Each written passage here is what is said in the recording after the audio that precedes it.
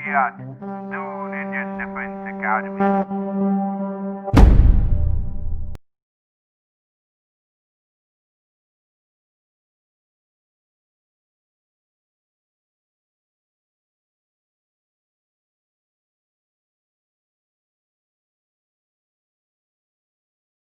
Hello my dear students. आज हम discuss करने जा रहे हैं कुछ नई चीज और बेसिकली रेगुलर सिलेबस से ये हटके है क्योंकि हम ऑलरेडी सिलेबस कंप्लीट कर चुके हैं क्रैश कोर्स में। तो मैक्सिमम टॉपिक्स आपको दिए गए हैं specially in my subject chemistry and bio. So welcome to this session. Myself Mamta Singh. तो आज हम काफी सारी बातें करने वाले हैं एग्जाम से रिलेटेड, कैसे हमें क्वेश्चंस अटेम्प्ट करने हैं और बेसिकली हमारा अप्रोच क्या होना चाहिए, फोकस क्या होना चाहिए। तो आप बहुत सारे मैं तो ये कहूंगी कि आप जरूरी नहीं है कि हमारा बाकी और जहां से भी आपको कोई भी मोटिवेशन मिलता है और कोई भी मोटिवेशनल स्पीच आपके पास में है तो उसे सुनते रहिए, उससे एक पॉजिटिव एनर्जी आपके पास में आती है। और बेसिकली ये सारी चीजें हमारे माइंड की स्टेबिलिटी के लिए होती हैं। ठीक है। कोई ऐसा बच्चा होता है जो बिना किसी मोटिवेशन के भी आगे बढ़ जाता है, इसका मतलब है उसका माइंड बहुत स्टेबल है। और जब भी मैंने एनडीए की बात की है तो मैंने ये बात की है कि ये जो एग्जाम है उसमें माइंड की स्टेबिलिटी बहुत ज्यादा मैटर करती है। क्योंकि आप ये देख पा रहे हैं यहाँ पर कि एनडीए में 3 टायर एग्जामिनेशन है, यानी पहले रिटन है, फिर एसएसबी है, फिर इंटरव्यू है। कंप्लीट स्क्रीनिंग है आपकी पर्सनालिटी की और आप कहीं पर भी बच के नहीं निकल सकते हैं। फिजिकल है आपका, तो आप जानते हैं कि आप डिफेंस में जा रहे हैं तो फिजिकली आपको बहुत स्ट्रांग होना चाहिए। ठीक है। इसके अलावा आपको मेंटली भी इतना स्ट्रांग होना चाहिए क्योंकि आप नेशन के डिफेंस की बात कर रहे हैं। ठीक है। कहीं भी कोई भी लूपेल होगा, वहां पर माहौल इस तरह का होता है, आपकी पूरा आपका अपब्रिंगिंग वहां पर इस तरह का होता है कि आप वहां से हटकर नहीं जा सकते हैं, आप कुछ गलत नहीं कर सकते हैं। तो ऐसे ही पर्सन डिफेंस में चाहिए जो बहुत स्टेबल हो, मेंटली भी फिजिकली भी। तो एक स्लाइड आपको यहाँ पर दिखाई दे रही है, योर एटीट्यूड डिटरमाइन। ये मुझे बहुत पसंद है इसलिए यहाँ पर मैंने ली है, your attitude determines your direction. ठीक है। लेकिन एट द सेम टाइम आपको एक और स्लाइड यहाँ पर दिखाई दे रही होगी, what do you mean I want grown up to be a tiger. तो हमें एटीट्यूड रखना है लेकिन वो एटीट्यूड इस बिल्ली की तरह नहीं होना चाहिए। ठीक है। हमें अपने कैलिबर को पहचानना है और उससे उसको कंप्लीटली 100% उसको यूज करके हमें आगे बढ़ना है। ये बहुत बहुत इंपॉर्टेंट है। तो अभी आपके पास बिल्कुल भी टाइम नहीं है, अपने आप को गियर अप कर लेना है आपको, क्योंकि आपको पता है कि आपका एग्जाम कब होने वाला है। क्रैश कोर्स में जितने भी टॉपिक्स आपको किए गए हैं बेसिकली वो सिलेबस पर फोकस करके किए गए हैं। और जब भी आप पेपर को डिस्कस करेंगे तो वहां पर आपको पता चलेगा कि बहुत कम ही क्वेश्चन आउट ऑफ सिलेबस आते हैं। मतलब सिलेबस का मतलब है एनडीए का कोई प्रिस्क्राइब सिलेबस नहीं है, कुछ टॉपिक्स आपको वहां पर गिवन है। ठीक है। तो यहाँ पर आपको ये चीज ध्यान में देनी है कि कैसे अपनी प्रिपरेशन को बहुत स्ट्रांग बना सकते हैं। तो 2-3 पॉइंट्स हम यहाँ पर डिस्कस करेंगे इस बारे में। बहुत ज्यादा आपको टेंशन नहीं लेनी है, बहुत ज्यादा अपने आप को एग्जॉस्ट नहीं करना है, पीस ऑफ माइंड के साथ में पढ़ाई करनी है। कई बार ऐसा होता है कि बच्चे, पेरेंट्स भी कहते हैं और बच्चे भी कहते हैं और आपके जो पीयर ग्रुप है वो भी कहते हैं कि बहुत सारा प्रेशराइज हो रहे हैं, बहुत ज़्यादा बच्चे प्रेशराइज हो रहे हैं। तो बिल्कुल भी अपने आप को प्रेशराइज नहीं करना है, बहुत ही अपने को स्टेबल बना करके रखना है, काम बना करके रखना है और एक रिजल्ट ओरिएंटेड स्टडी करना है। ऐसा ना हो कि आप इतने ज़्यादा एग्जॉस्ट हो जाएं कि जो आपका परफॉर्मेंस है वो परफॉर्मेंस ठीक से ना आ पाए। तो बी कूल, बहुत शांति से आपको स्टडी करनी है, बहुत ज़्यादा हाफाजार्ड स्टडी नहीं करनी है, बहुत घबराना नहीं है। बिकॉज आपको यहाँ पर अपने आप को बहुत स्ट्रांग करके रखना है। क्लियर है ये बात। लेकिन अपने आप को फोकस करके रखना है आपको। और अपने आप को इस तरह से अपने एटीट्यूड को बना करके रखना है जो आपको आपके सक्सेस की तरफ ले जाए। तो ये बहुत सारी चीज़ें थी, ये बहुत सारे पॉइंट्स थे जो आपके साथ में मैं डिस्कस करना चाह रही थी। इसके अलावा बेसिकली मैं फोकस करना चाह रही थी केमिस्ट्री और बायो वाले पोर्शन पर, क्योंकि किस तरह से क्या स्ट्रेटजी हमारी होनी चाहिए केमिस्ट्री एंड बायो के लिए। तो पहले तो हम बात करेंगे कि केमिस्ट्री और बायो के प्रिपरेशन की क्या स्ट्रेटजी होनी चाहिए। देखिए, हम सब इंडिविजुअल हैं, हमारा माइंडसेट अलग होता है, हमारा अप्रोच अलग होता है, तो वी कांट बी स्टीरियोटाइप। हम स्टीरियोटाइप नहीं हो सकते कि ऐसे बच्चा वो ऐसे पढ़ रहा है तो हम ऐसे पढ़ें, ऐसे ज़रूरी नहीं है। वी ऑल आर इंडिविजुअल, तो we have our own style. तो उसी से आपको उसको पहचानना है और उसी से आपको वर्क करना है। लेकिन कुछ टिप्स हैं, जैसे केमिस्ट्री और बायो में आप चार्ट्स बना सकते हैं, टेबल्स बना सकते हैं। ठीक है, केमिस्ट्री में रिएक्शंस हैं, तो इन रिएक्शंस को आप एक जगह समराइज कर सकते हैं, सारी की सारी रिएक्शंस, ऑल रिएक्शंस आप क्या कर सकते हैं, एक ही जगह नोट डाउन कर सकते हैं। ठीक है, तो ये बेस्ट तरीका होता है। कंपैरिजन, कंपैरिजन बहुत इंपॉर्टेंट होता है। कंपैरिजन से कंफ्यूजन खत्म होता है।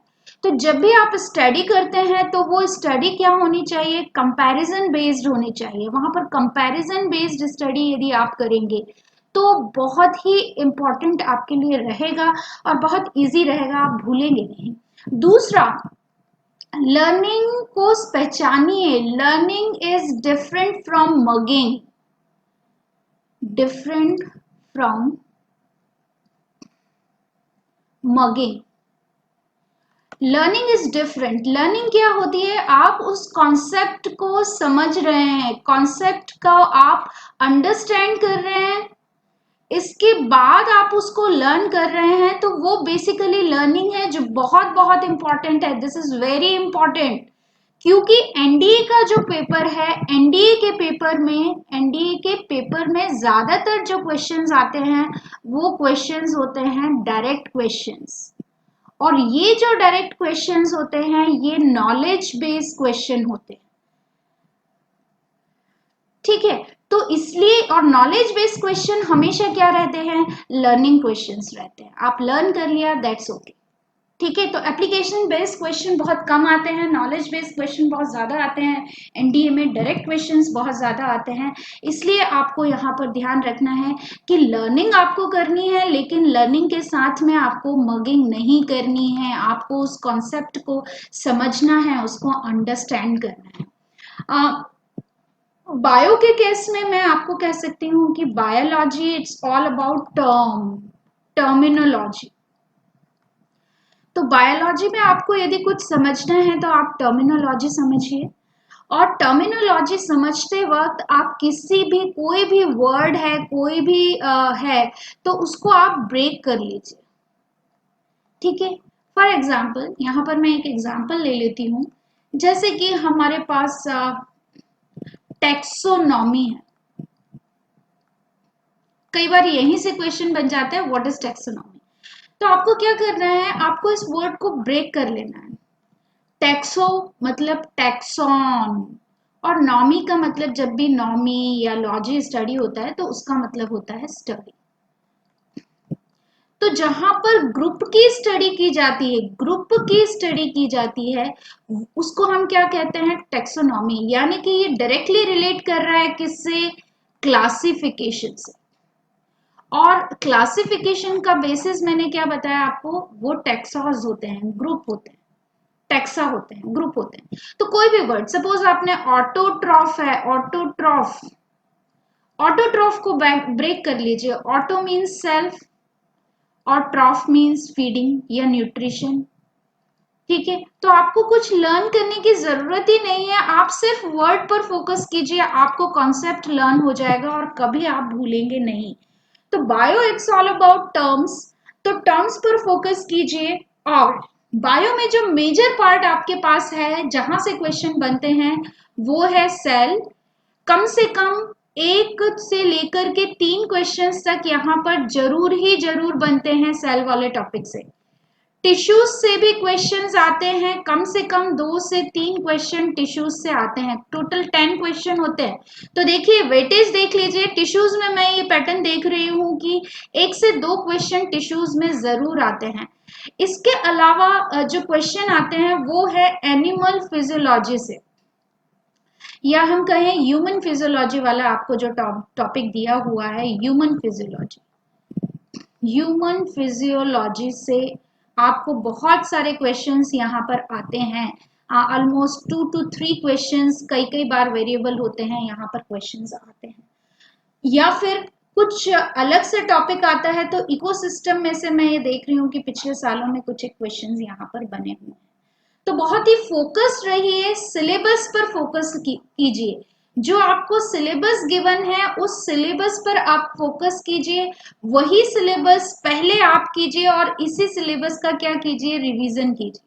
सबसे पहले सिलेबस के जो टॉपिक हैं जैसे सेल है, टिश्यू है, रिप्रोडक्शन है, ग्रोथ है, ग्रोथ में आपको हार्मोनल सिस्टम पढ़ने हैं, प्लांट ग्रोथ हार्मोन पढ़ने हैं, एनिमल ग्रोथ हार्मोन पढ़ने हैं, ठीक है।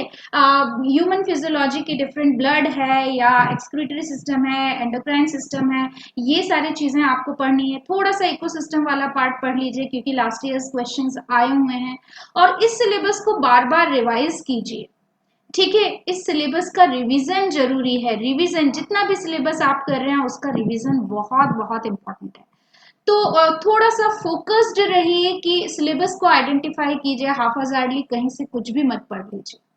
केमिस्ट्री में बात कर रहे हैं हम, केमिस्ट्री में तो जो गिवन सिलेबस है आपको मैटर से बहुत सारे क्वेश्चंस आते हैं, आते ही हैं मैटर से क्वेश्चन, खास करके कंपाउंड और मिक्सचर से क्वेश्चन आते हैं जो आपको सिलेबस में दिया हुआ है, ठीक है। यहाँ से क्वेश्चंस बहुत बनते हैं।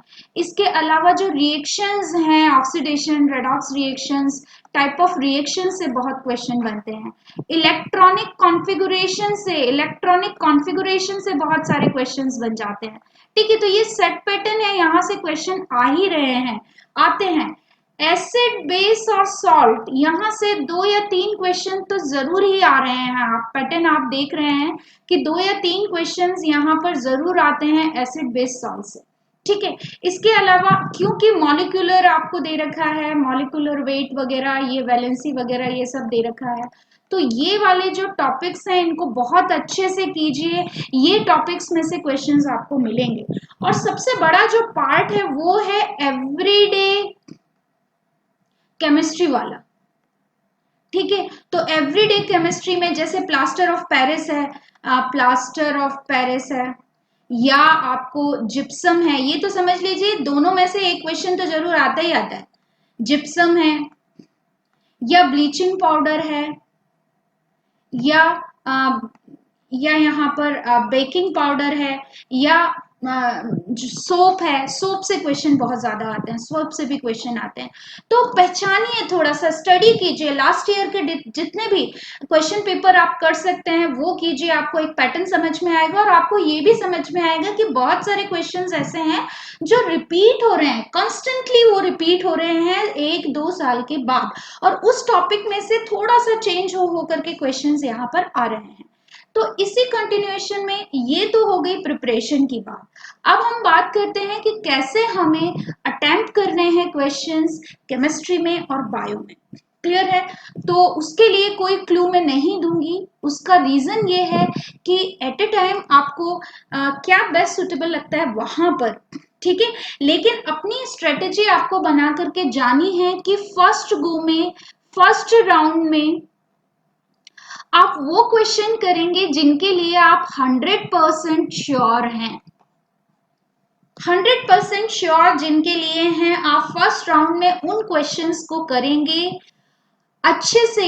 ईच एंड एवरी क्वेश्चंस को, each and every question you should read, each and every question, her question को आपको क्या करना है, पढ़ना है, और फिर उसके जो ऑप्शंस हैं उनको भी आपको बहुत तसल्ली से, बहुत ही केयरफुली पढ़ना है, रीड करना है, क्लियर है। क्योंकि कई बार हम बड़े कॉन्फिडेंट होते हैं, एक सुपरफिशियल हम रीड करते हैं और हमें लगता है कि भाई आंसर बी है, और हम आंसर बी मार्क करके आ जाते हैं। फिर हम जब वापस घर आते हैं फिर से क्वेश्चन देखते हैं तो हम कहते हैं अरे ये तो क्वेश्चन थोड़ा सा ट्विस्टेड था, इसका आंसर बी नहीं था, इसका तो सी था। तो आपको वहां पर डाइसी नहीं होना है, आपको कोई चांस नहीं लेना है, आपको टाइम फ्रेम करना है कि मुझे इतने क्वेश्चंस इतने टाइम में करने हैं, फर्स्ट राउंड में मेरा एक पेपर ये कंप्लीट हो जाना चाहिए फर्स्ट राउंड का। और फर्स्ट राउंड के सारे आंसर्स आप क्या करेंगे, पेंसिल से मार्क करेंगे, पेंसिल से उसको मार्क करेंगे, सारे क्वेश्चन जो फर्स्ट राउंड में आप मार्किंग करेंगे उनकी, ठीक है। जो ऑप्शन आपने लगाए हैं उन ऑप्शंस की भी आप मार्किंग करेंगे, कहीं छोटा सा एक डॉट बना देंगे ताकि आपको समझ में आ जाए कि आपने ये आंसर मार्क किया था जब आप टैली करेंगे आंसर की। तो क्लियर है, ऐसा नहीं होना चाहिए कि आपको समझ में ना। तो ये बात है। दूसरा, आप एक बड़ा स्केल लेकर के जाएंगे, लॉन्ग स्केल लेकर के जाएंगे, ठीक है। लॉन्ग स्केल को आप रखेंगे क्योंकि जो OMR शीट है उस OMR शीट में आपके पास ऑप्शंस होते हैं, जैसे सपोज 31th क्वेश्चन है तो उसका आंसर है A, B, C और D।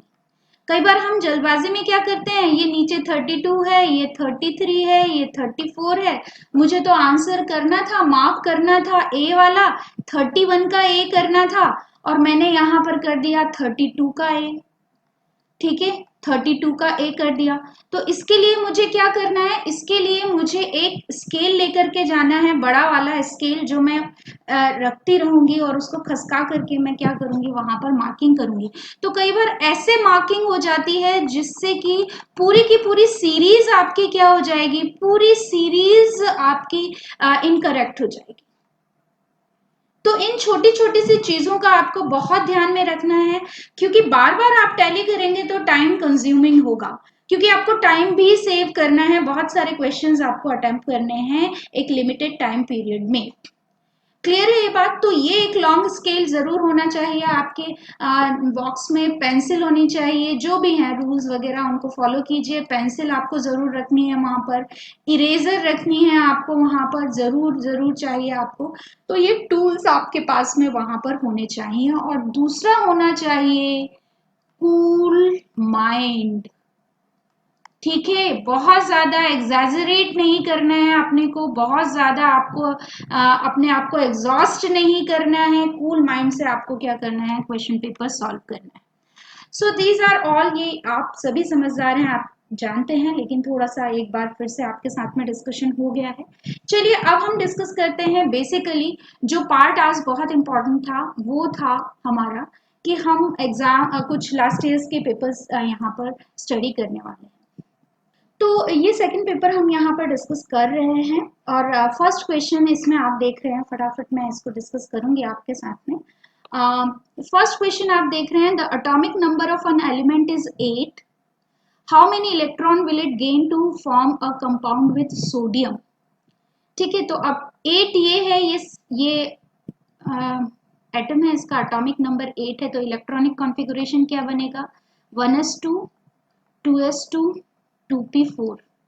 अब इसको +2 इलेक्ट्रॉन चाहिए अपना ऑक्टेट कंप्लीट करने के लिए। यदि 2 इलेक्ट्रॉन यहाँ पर आ गए, यहाँ 2 + 4 6 हैं, +2 और हो जाएंगे तो क्या हो जाएगा, इसका ऑक्टेट कंप्लीट हो जाएगा। तो अपना ऑक्टेट कंप्लीट करने के लिए इसको +2 चाहिए, तो हमारा जो आंसर होगा वो क्या होगा, 2। क्लियर है। और सोडियम की जो वैलेंसी होती है वो +1 होती है, तो 2 सोडियम हमें यहाँ पर रिक्वायर्ड। क्लियर है। चलिए, name a sample of oxygen contain 2 isotopes of oxygen with masses 16U and 18U respectively. The portion of these isotopes in sample is 3:1.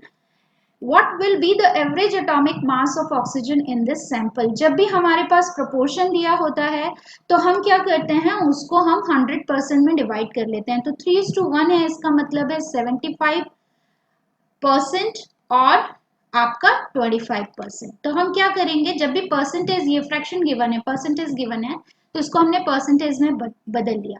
अब 75 है 16U, तो 16 मल्टीप्लाई बाय क्या हो जाएगा, 75, 16 मल्टीप्लाई बाय 75। और इसी तरह से यहाँ पर हो जाएगा 18, 18 multiply by 25। When we do 16 multiply by 75, then the answer will be 1200, and 18 multiply by 25, then the answer will be 450. तो दोनों को यदि हम सम कर देंगे तो यहाँ पर क्या आ जाएगा 1650. तो फॉर्मूला क्या होता है हमारा, that is the atomic mass multiply by percentage of isotope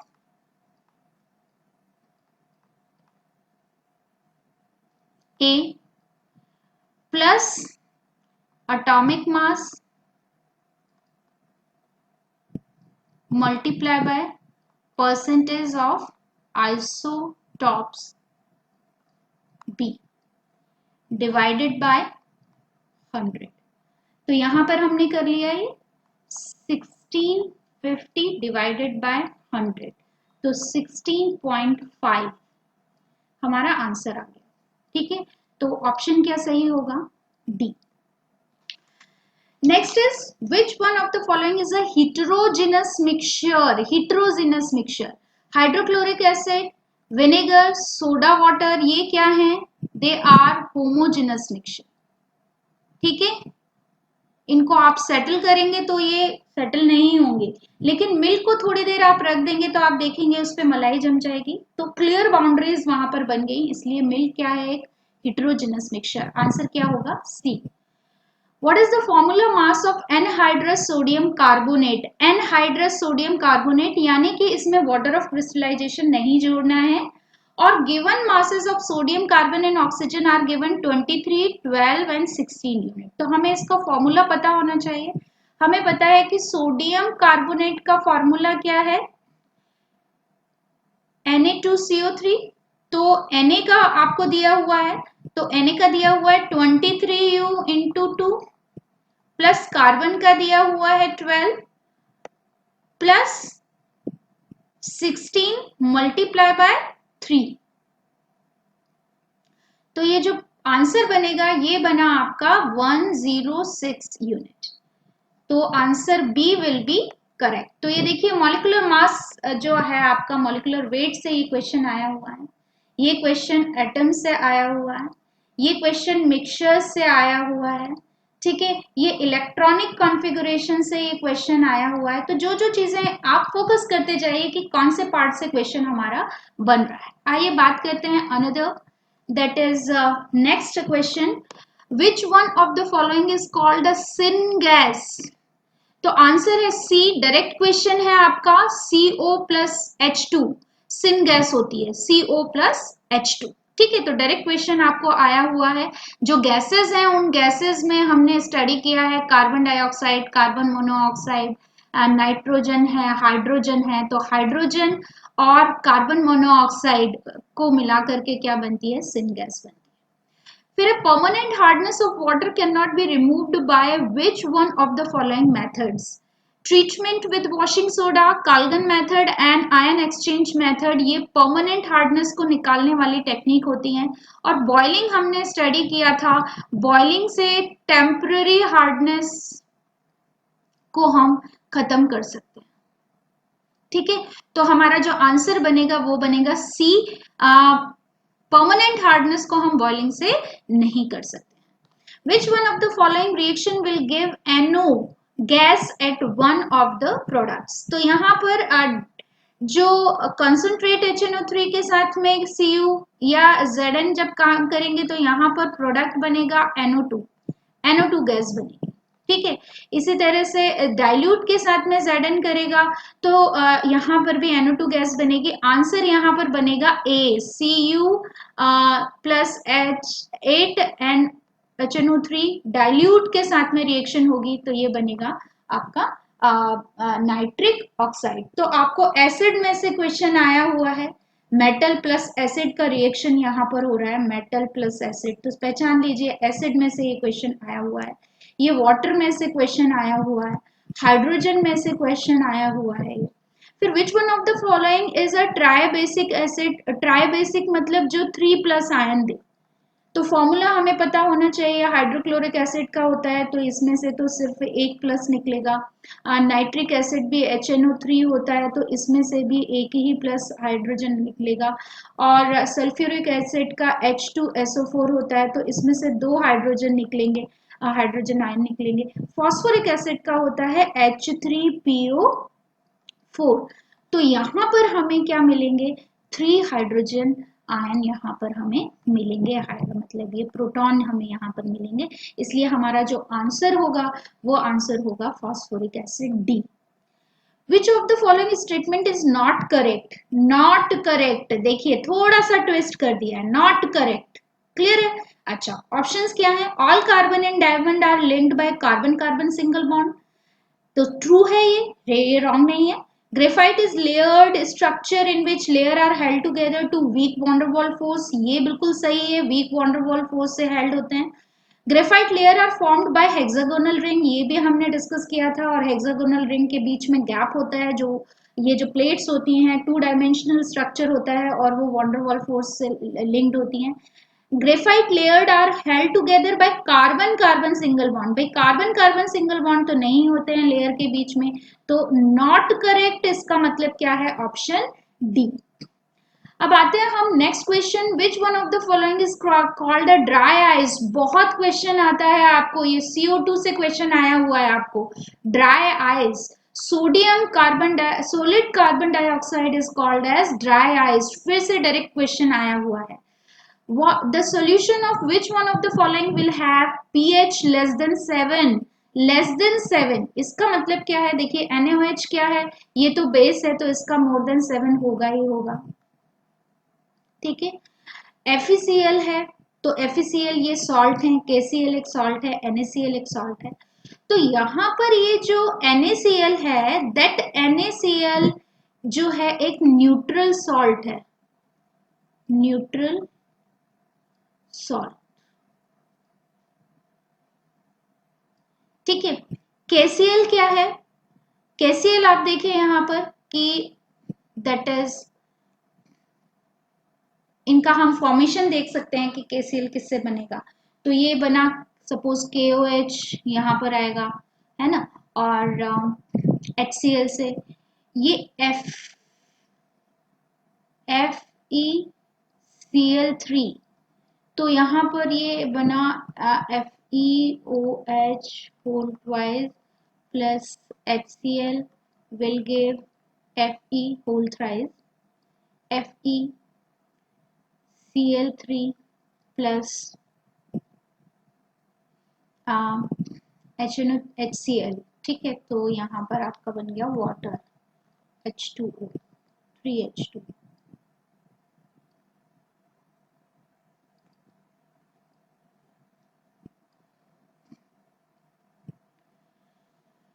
तो यहाँ पर जो ऑप्शन हमारा बन रहा है, यदि हम फॉर्मेशन यहाँ पर देख रहे हैं तो हमारा जो ऑप्शन बन रहा है वो ऑप्शन बन रहा है कि स्ट्रॉन्ग एसिड कहाँ पर यूज हो रहा है? एसिडिक, तो FeCl जो है वो क्या होगा? एसिडिक, ठीक है। FeCl जो होगा स्ट्रॉन्ग एसिड से बन रहा है तो लेस देन क्या होगा? 7 होगा। Which one of the following is an oxidation reduction reaction? Oxidation reduction reaction, ये आप रिएक्शन देख रहे हैं, NaOH plus HCl will give NaCl plus H2O। ये एक डबल डिस्प्लेसमेंट है, डबल डिस्प्लेसमेंट, ठीक है। इसी तरह से डी रिएक्शन भी क्या है? डबल डिस्प्लेसमेंट रिएक्शन है। CaO plus H2O, CaO plus H2O क्या है? That reaction is combination reaction. और यहाँ पर मोटे तौर पर हम देखें तो ये क्या है? ऑक्सीडेशन रिएक्शन, और साथ में होती है ऑक्सीडेशन रिडक्शन, साथ में होता है, तो ऑप्शन हमारा क्या बनेगा? Mg, 2Mg plus O2 will give 2Mg, ठीक है। अच्छा, which of the following is not used as fertilizer? तो अमोनियम नाइट्रेट होता है, अमोनियम फॉस्फेट होता है, सोडियम सल्फाइड, सोडियम सल्फाइड नहीं होता है, अमोनियम सल्फेट भी होता है। विच one of the following is the chemical formula of gypsum? तो डायरेक्ट क्वेश्चन आया है, लर्न कर लीजिए ये सारे फॉर्मूले।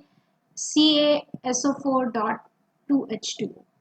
Which of the following statement about the law of conservation of mass is correct? A given compound always contain exactly same proportion of element. When gases combine in a reaction, they do so in a simple ratio by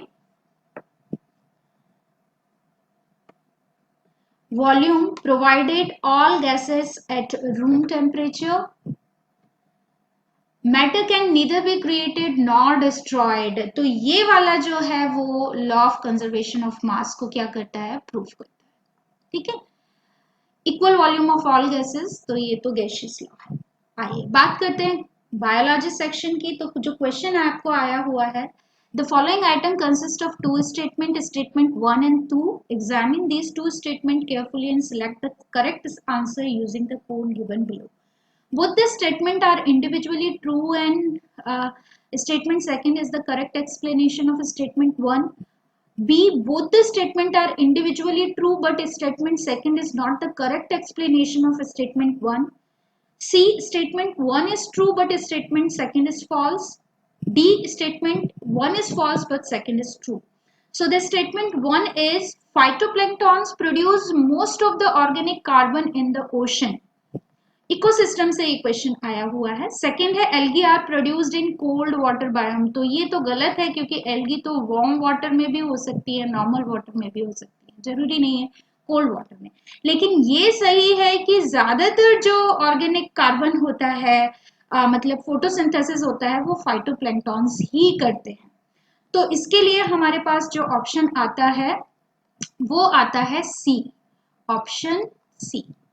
second is which one of the following group of cellular organelles contain DNA. देखिए direct question आया है, cell से ये question आ रहा है. ये question आपको ecosystem में से आया है, मैंने करवाया है आपको ये वाला पार्ट. ठीक है, चलिए तो आंसर क्या बनता है, किसमें डीएनए है. मैंने जब सेल समझाया था तब भी पढ़ाया था आपको माइटोकॉन्ड्रिया, न्यूक्लियस और क्लोरोप्लास्ट. यानी माइटोकॉन्ड्रिया और क्लोरोप्लास्ट न्यूक्लियस के अलावा हैं जिनका अपना खुद का डीएनए होता है, इन्हें हम सेमी ऑटोनोमस सेल ऑर्गेनेल्स कहते हैं. Third question, which one of the additional function of smooth endoplasmic reticulum is? तो protein synthesis, lipid synthesis, storage of biomolecule, detoxification of substances. तो लिपिड सिंथेसिस आपको बताया था, RER करता है प्रोटीन सिंथेसिस, ये मैंने आपको जब सेल करवाया था तो बताया था, और SER करता है लिपिड सिंथेसिस. ठीक है, तो सेल में से ये क्वेश्चन आया है आपको. Next is damage to the apical meristem of a growing young plant will affect the apical meristem है तो टिप्स पर प्रेजेंट होता है तो किसके लिए रिस्पॉन्सिबल होगा, लेंथ ऑफ द प्लांट के लिए. डाउटलेसली आंसर क्या होगा, लेंथ ऑफ द प्लांट. चलिए next is which of the following kingdom. ये देखिए ये किससे आया है, टिश्यू से क्वेश्चन आया है, प्लांट टिश्यू से क्वेश्चन आया है, पहचान लीजिए थोड़ा सा. फिर विच of the following kingdom has only unicellular organism. Unicellular तो हमने मोनेरा में बैक्टीरिया रखे, प्रोटिस्टा में प्रोटोजोआ जैसे एनिमल्स रखे. तो मोनेरा और प्रोटिस्टा दोनों ही क्या है, यूनिसेल्युलर हैं. इसका मतलब है कि आंसर क्या बनेगा, C, both Monera and Protista. Which of the following is a water borne disease. तो ट्यूबरक्लोसिस तो एयरबॉर्न है, रेबीज डॉग बाइट से होता है जनरली, और आर्थराइटिस जो है वो कैल्शियम डेफिशिएंसी से भी हो सकता है और एज के साथ भी होता है, हमने इसको एज के साथ होने वाली डिजीज बोला है. तो जॉइंडिस क्या है, पीलिया जिसको हम बोलते हैं, hepatitis, that is a water borne disease. तो देखिए कितना सिंपल क्वेश्चन आया है, लेकिन आपको पता होना चाहिए मोड ऑफ ट्रांसमिशन, क्वेश्चन आपको पता होना चाहिए. ये डिजीज से आपको क्वेश्चन आया है, ये क्लासिफिकेशन से क्वेश्चन आया है. तो देखिए बिल्कुल थ्रू द सिलेबस जाइए, आपको क्वेश्चन वहां पर मिल जाएगा. The acidic semi-digested food coming out of the stomach is neutralized by. तो हमने बाइल जूस का फंक्शन पढ़ा था, लीवर से ये निकलता है और इसमें कोई एंजाइम नहीं होता, लेकिन ये एल्कलाइन मीडियम बनाता है, ये हमने स्टडी किया था. तो आंसर होगा हमारा बाइल जूस, बाकी सब कैंसिल हो जाए. क्लियर है. तो ये कहाँ से आया है, ये डाइजेस्टिव सिस्टम से क्वेश्चन आया है. डाइजेस्टिव सिस्टम तो ह्यूमन फिजियोलॉजी के बारे में मैं बार बार बात कर रही हूँ कि वहां से क्वेश्चन जरूर आएगा.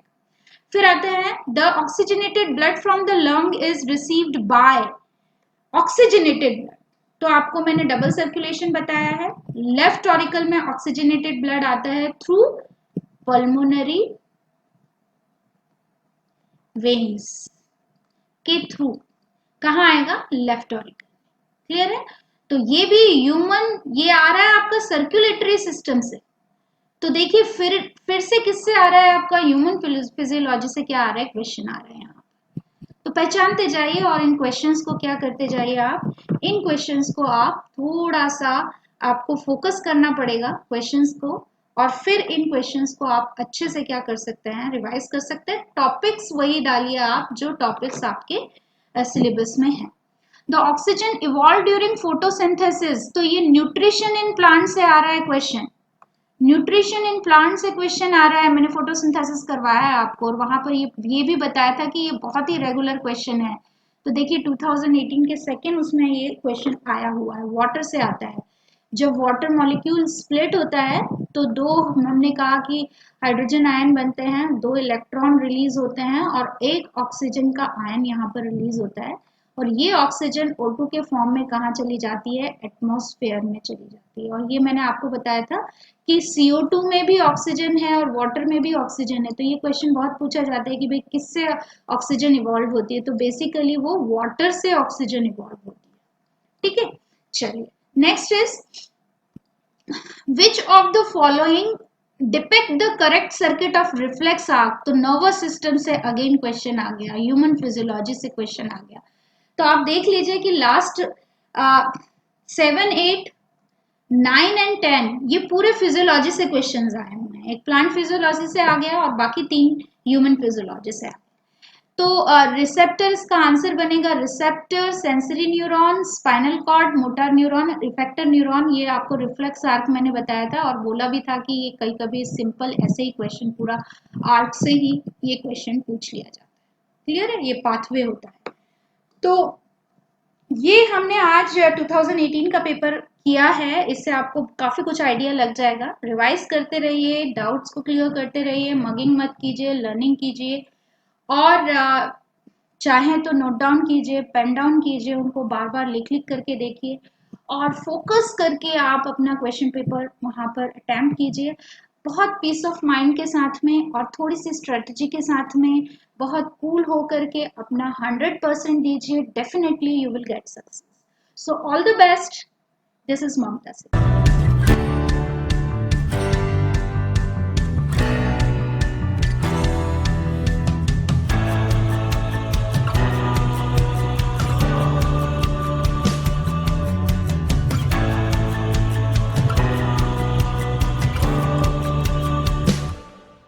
Think NDA. Think Toon IDA.